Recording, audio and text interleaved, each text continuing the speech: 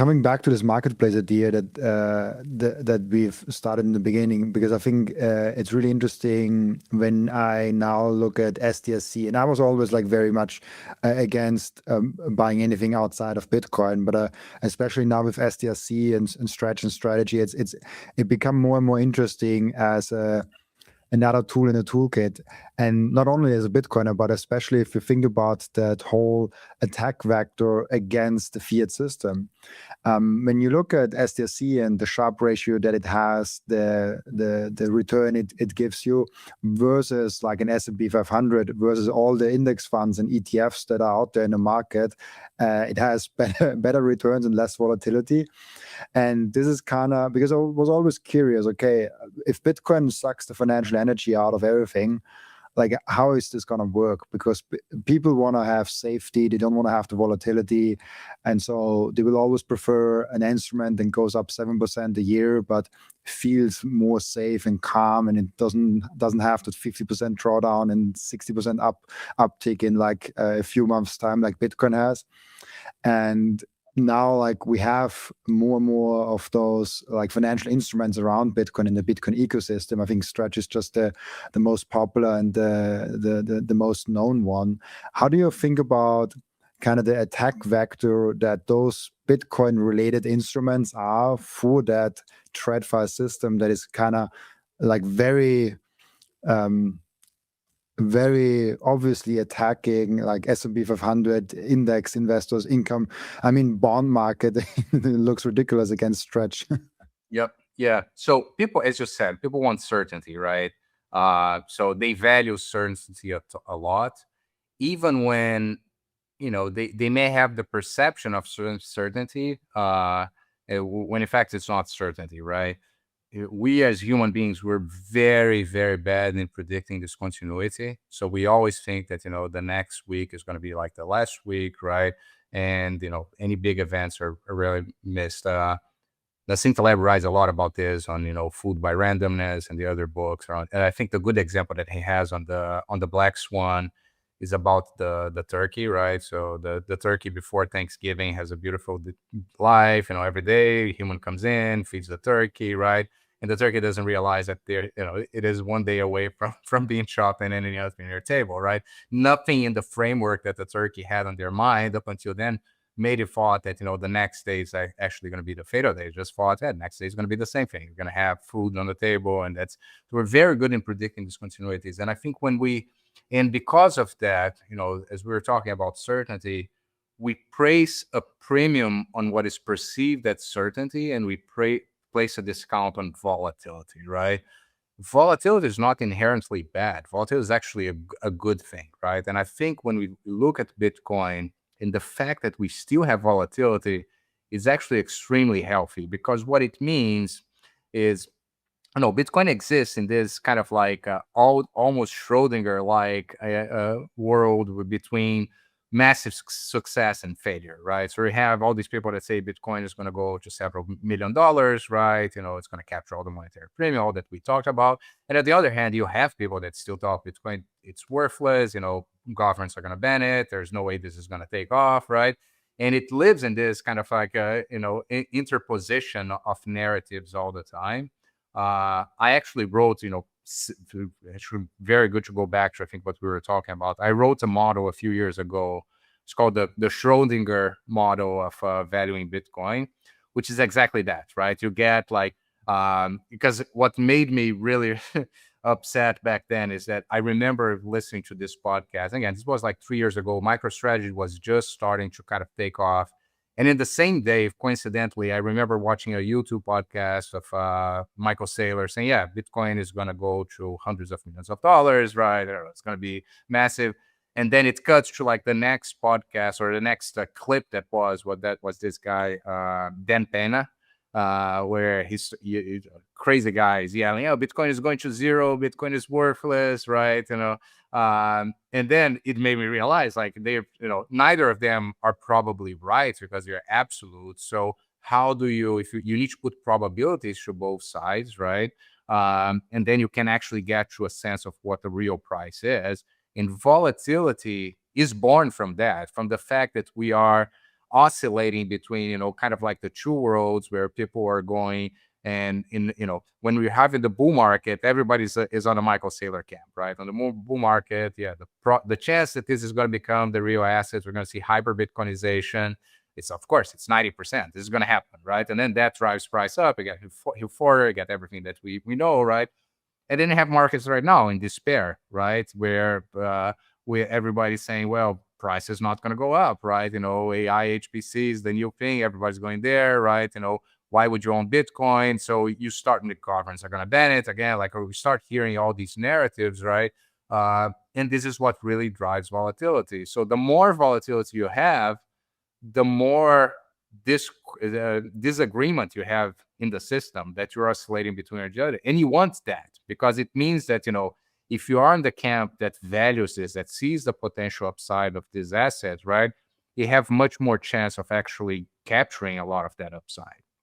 And until Bitcoin becomes a extremely widely adopted asset, right, the growth rate, the volatility is still going to be very high, right? The growth rates are also probably going to be very high. There's going to become a time. Let's say we wake up tomorrow and the whole world already has Bitcoin in their portfolio, right? Bitcoin is this widely priced asset. We use it as a price for reference for everything. Volatility is going to naturally subdue, right? Because then it became the price reference of everything, and it's probably going to grow maybe as demographics grow or something like that. But then you're not going to have the potential massive upside that you have now, and that's fine, because at the end of the day, right, what it will do is store your value for the long term, as it should. So the point is, again, that volatility, I think it's a good thing that we have. Just going back, I think, to the part of analytics, Sharpe ratio, and portfolio allocation that you mentioned, right? This was and the biggest challenge I had when talking to institutional investors about Bitcoin, particularly around the 2016 to 2020 timeline, was they couldn't understand it. They couldn't look at the asset. They had all these preconceived notions that how come I can own an asset that is going to be banned, that it's illegal, right? So I started having conversations about just looking at the risk return characteristics of the asset and say, forget everything that you know about Bitcoin, right? Just look at the risk return, look at the correlation that it has with the major asset classes, look at the potential return that you had in the past, and look at the volatility, right? So when you talk about Sharpe ratio, you're basically just looking at the return. You're normalizing it through the volatility, right? It's the amount of return that you get for a unit of risk that you're taking.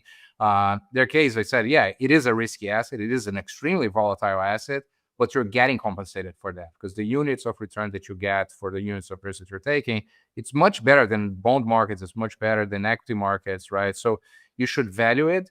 The right approach is just not to have anything in your portfolio. It's just to size it properly, right? So if you don't like volatility, if you don't like, that an asset can go up 50%, down 50%, just don't put your whole basket of assets into it. Size it appropriately. Put 5, 10% of your portfolio, but 0 is the wrong answer, right? That's the only answer that is the wrong one. And that started to get, I think, people thinking about, maybe as an asset, there is a place to include this in my portfolio. And instead of thinking about, in absolutes, like, yeah, this is going to create a lot of volatility, just size it appropriately, right? Put 1% of your portfolio, right? There was a conversation we were having, I remember this now, like with Dom Bay, who, talks a lot about pensions and different things. And about 2 years ago, we started having this conversation about pensions putting Bitcoin in their portfolio, right? And it was very conceptual. We'd say, okay, let's look at some of these portfolios of pensions out there in the US, and let's just simulate and see what would happen if they put 1, 2, 3% of their allocation to Bitcoin. We did some historical analysis, right? And of course, the answer was always that it would add a lot. Not only would add returns, it would decrease the overall volatility of their portfolios, because it's an asset that it's uncorrelated with what they had already in their portfolios, right? And then it becomes not so theoretical, because we did this, a few years ago. That 1% would actually have grown to 2-3% by itself, right? Just because of the asset appreciation since then. when we were talking about this, Bitcoin was like at $20,000, right? So even if today's dropped down, it's already that's already 3x from what it was at that point. So I also tell a story, which is I had a friend that invested a ton in hedge funds in the past, and again, this is back a while, but I told him like you need to invest in Bitcoin. I've been talking about Bitcoin for a while, and he couldn't get around the fact it's like, oh, this is so used for money laundering. Governments are never going to allow this. I don't even want to see it, right? And then I showed him just the returns of Bitcoin the same way that he would show the returns of hedge fund manager, right? So, okay, here are the monthly returns, here's the annual return, here's the drawdown, here's the volatility. And he, without telling him it was Bitcoin, right? And he looks at it, it's like, oh, I actually like that. I think I should include that in my portfolio, right? And it goes to show that, transparency sometimes is a bad thing, because in the fact that he knew all these things made him have all these preconceived notions in mind. And look how crazy it was. If it was a hedge fund manager that wasn't even telling him what he was doing, right? He would invest on him, right? Goes back to the original point, between Keynesian economics and Austrian school economics. Sometimes we as humans, we think, oh, it's better to, give the power to somebody that they would do it. I abstract it away. But a lot of times that ends up with, if you have the wrong incentives, that's going to end up with with the wrong outcome for you, right? I love also your point about the haters and the volatility, because I strongly believe that everyone that hates on Bitcoin, like the Dan Penner that you mentioned, that says like, oh, if you knew who is behind Bitcoin, you will sell it, which is a hilarious thing to say because it's open source. But that's a whole nother podcast. But the fact that Bitcoin has so many passionate haters, and I'm like really sometimes wondered where they come from, if it's just bots or if there's like actual people that do that. Because I have, especially now in the bear market, every video people that keep on coming back to my videos, and I only talk about Bitcoin. They keep on coming back to my videos and hate on Bitcoin, and I'm like, why do you keep watching it?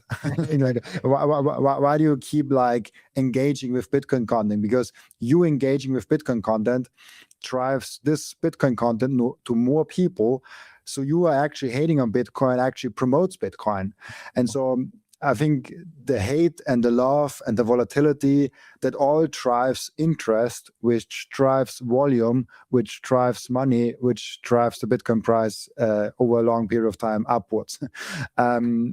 Which that's why, like, if people say like, oh, do those haters like, is that bad? Like, does it bother you? I'm like, that's actually good.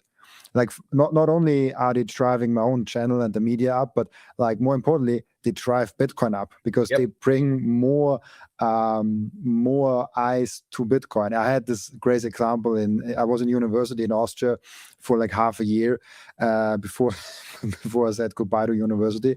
But I was in there, and there was an IT security course, and the professor always started with Bitcoin for some reason, and he hated Bitcoin like very deeply, and he introduced Bitcoin to every single student there. Even it wasn't a bad way, but he had no reason to even mention Bitcoin at all.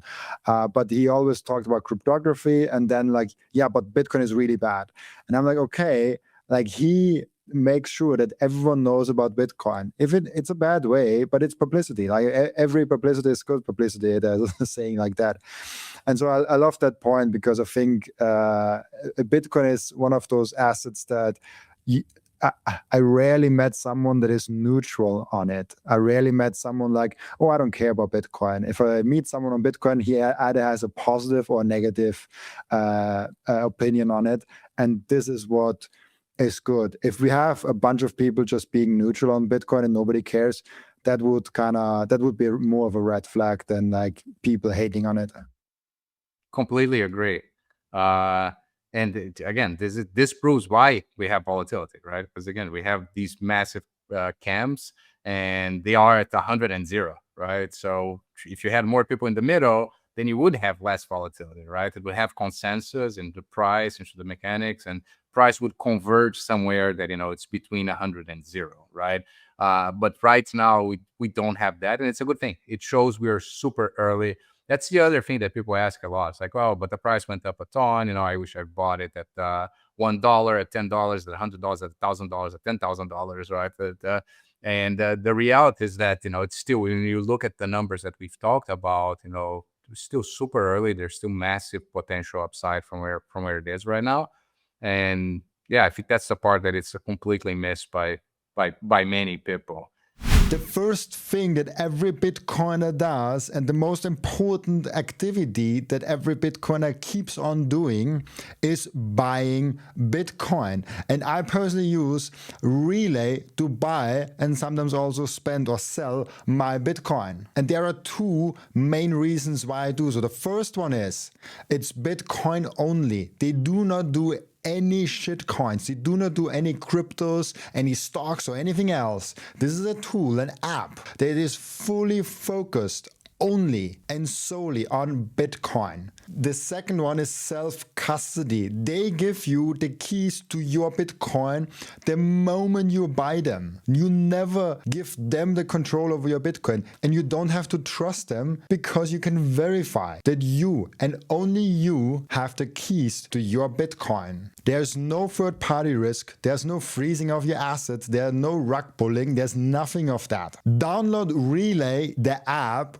on your phone, or go to relay.app on your browser and use code Robin to save fees and get cheaper Bitcoin. I want to tell you about something very special to me. It's called micro-seed. If you hold your Bitcoin in self-custody, and you should, you know how critical it is to secure your seed phrase. You should not have them on paper. You should not have them on anything else than titanium. With micro-seed, you can engrave your 12 or 24 word seed phrase, the entire seed phrase, onto a 1-inch small washer. Yes, just one washer. All 24 words on that one washer. You can hide that thing everywhere. And even better, you don't need to buy a new kit every time you have to get a new wallet. You can make unlimited backups because microseed is not selling the washer. Microseed is selling the device that stamps the washer. So you get the full kit with the device, with the washers, with the hammer, with everything you need to get started today, and you can make with that unlimited amount of backups. Go now to microseed.io.